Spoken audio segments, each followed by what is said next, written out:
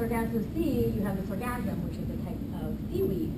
And as you can see, I mean, not only lots of little marine life collect in that, and then also other marine life that eat it, but you can see there's all these little teeny tiny pieces of plastic.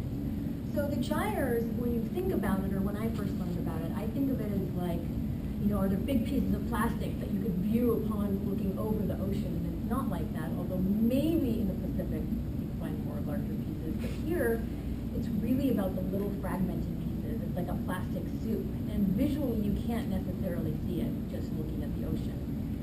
So this is what was collected in the sargassum, and you can see all those teeny little pieces.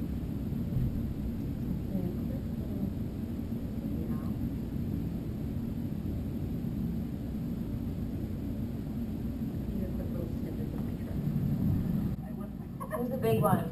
So look at all these little pieces of plastic. Those aren't just colorful beads. Those are little fragmented pieces of plastic in there. I'm going to pick them all out. They look like little rocks or little pieces from the ocean, but it's just little tiny microplastics. And there was a lot of it in the sargassum.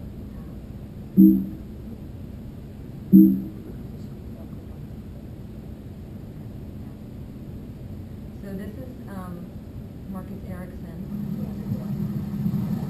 All around here, we're looking for massive sargassum. That's the seaweed that gave the Sargasso Sea its name, and that stuff is all over the place. So we're looking for like long linear rows of sargassum, and it's formed by the ocean sort of barreling on the surface currents. When they come together, they converge. There's a linear line of sargasso seaweed. In that, is where you find a lot of plastic trash as well. So as we're looking around the horizon, we're looking for these windrows of sargassum.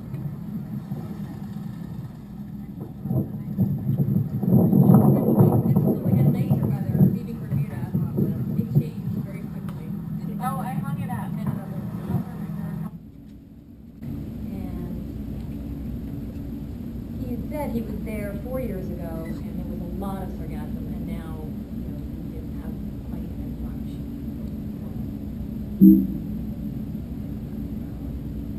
There. So these were the little bits. So we do what we call a beach transect. We do this in Bermuda and in Iceland on the beaches. But upon arrival to Bermuda, we take samples of the sand in kind of random areas, these 1 meter squares, and kind of scoop up the surface, and then we also scoop a little bit below the surface, and this is what we found. And this, you know, again, visually the beaches look beautiful until you just really look down, and then you'll see these little pieces. So these are all little fragmented pieces of plastic that started as something larger, you know, either, you know, I don't know, your cream cheese or your yogurt container or a water bottle, and they lose color from the sun and the water, and then they just break down in little pieces, but they never go away. So they're just these little fragmented pieces. And the picture in the center is called a nurdle. I learned about those for the first time. So the nurdle is a base of all plastic. And if you look at the picture on the left, look at it on a regular sized knife, it's a teeny tiny little speck. But a nurdle is the base of plastic, so you know, bags of nurdles is what gets melted down and then created into whatever shape or form of, you know, yogurt container. So, and there's tons of nurdles in the ocean.